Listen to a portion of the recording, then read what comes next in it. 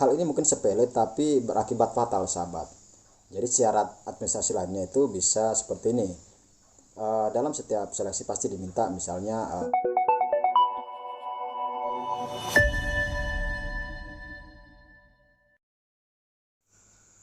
halo, assalamualaikum warahmatullahi wabarakatuh, sahabat semua dimanapun anda berada. Jumpa kembali dengan kami, Dedi Sitisna. Semoga kabar anda semua selalu dalam keadaan sehat ya, tanpa kekurangan suatu apapun, amin.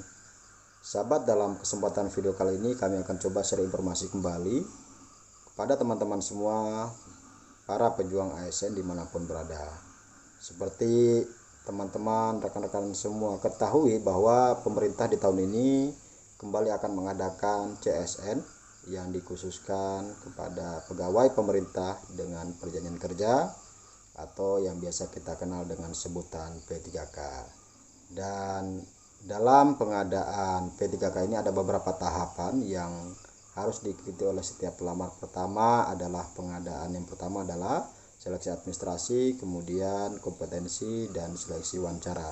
Seleksi kompetensi dan wawancara ini dilaksanakan melalui metode CAT yang diselenggarakan oleh BKN. Sementara untuk seleksi administrasi ini teman-teman perlu menyiapkan dokumen atau berkas apa saja yang nanti kemudian diupload dalam portal CASN. Oleh karena itu penting bagi kami berbagi informasi ini kepada teman-teman semua, mengingat di tahun lalu termasuk rekan-rekan kami juga di luaran profesi kami banyak yang berguguran karena tidak mampu memenuhi permintaan administrasi sebagaimana diminta oleh panitia.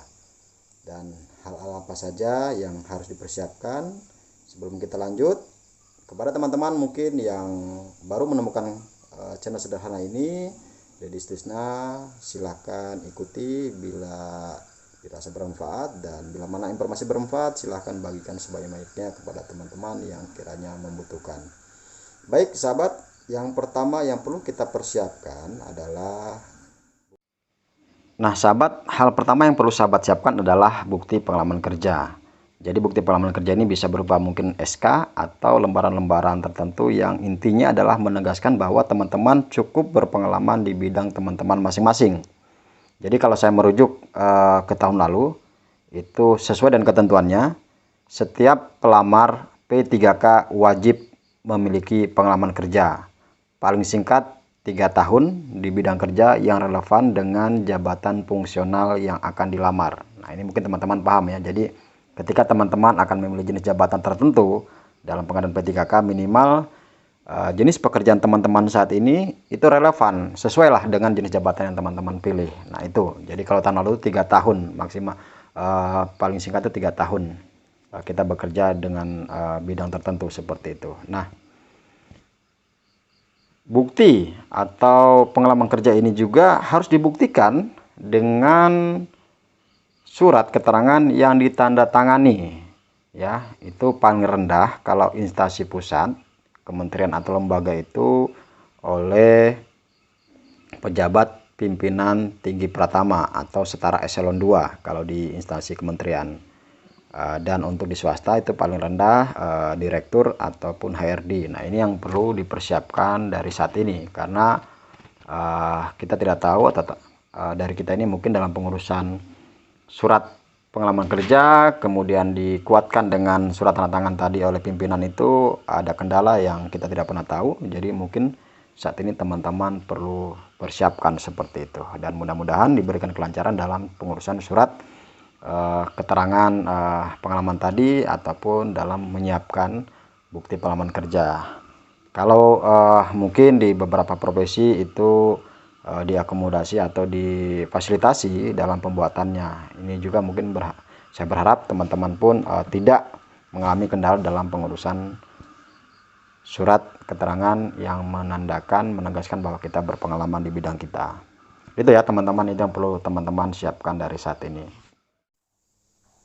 Yang kedua adalah syarat wajib tambahan. Jadi sahabat semua, kalau saya merujuk ke tahun lalu dan sesuai ketentuannya, untuk jenis jabatan tertentu itu perlu menyampaikan syarat wajib tambahan ya dalam pengadaan P3K di tahun lalu. Seperti misalnya tahun lalu itu dosen, perlu menyampaikan sebuah karya tulis yang sudah dipublikasikan ke dalam jurnal, bisa jurnal nasional atau internasional yang sudah terakreditasi.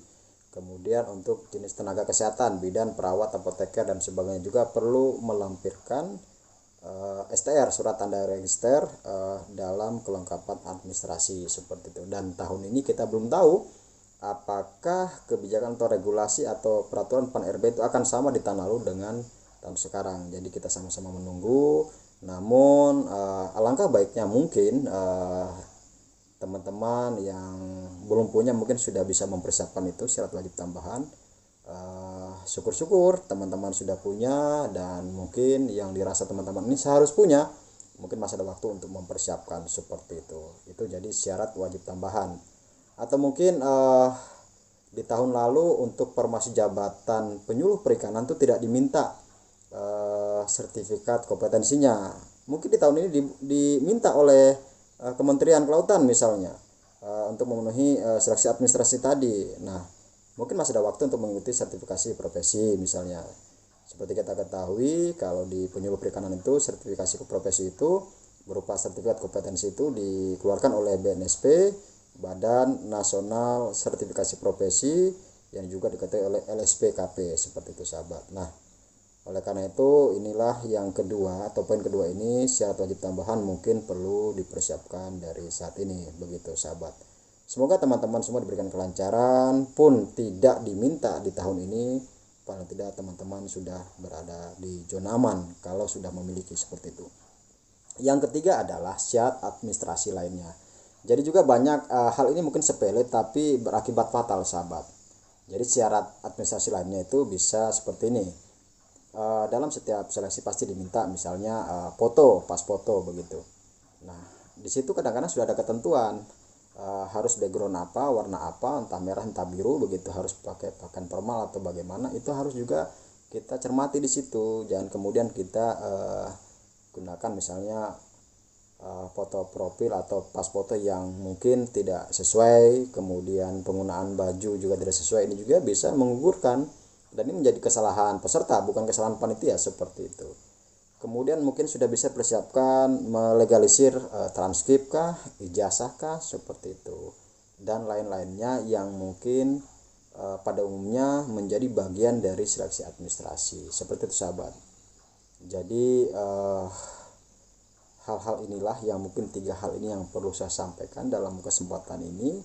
Bahwa yang pertama tadi adalah bukti pengalaman kerja yang bisa mungkin berupa SK atau surat lembaran-lembaran lainnya yang menerangkan kita berpengalaman di bidang pekerjaan kita, yang dibuktikan dengan surat keterangan yang ditandatangani oleh pimpinan. Untuk instansi pusat itu paling rendah pejabat pimpinan tinggi pratama atau setara eselon 2. Untuk di swasta itu ditandatangani oleh direktur atau HRD begitu sahabat. Yang kedua itu adalah syarat wajib tambahan lainnya yang barusan saya sampaikan, dan yang ketiga adalah syarat administrasi lainnya ya. Jadi inilah yang kadang-kadang kita ketika kita tidak persiapkan dari saat ini, kita takut kita lalai, kita lupa karena mungkin kesibukan pekerjaan saat ini ataupun mungkin waktu dan kondisi, itu mungkin tiada salahnya kita persiapkan dari saat ini.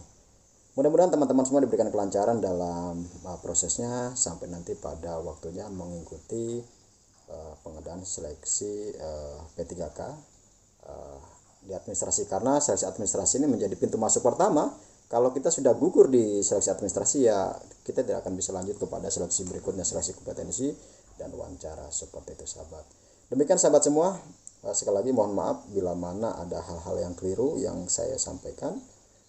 Silahkan kritik, masukan atau sumbang saran ataupun informasi tambahan penting lainnya untuk teman-teman para pejuang ASN, silahkan sahabat semua tuangkan dalam kolom komentar ya, tentunya seperti itu.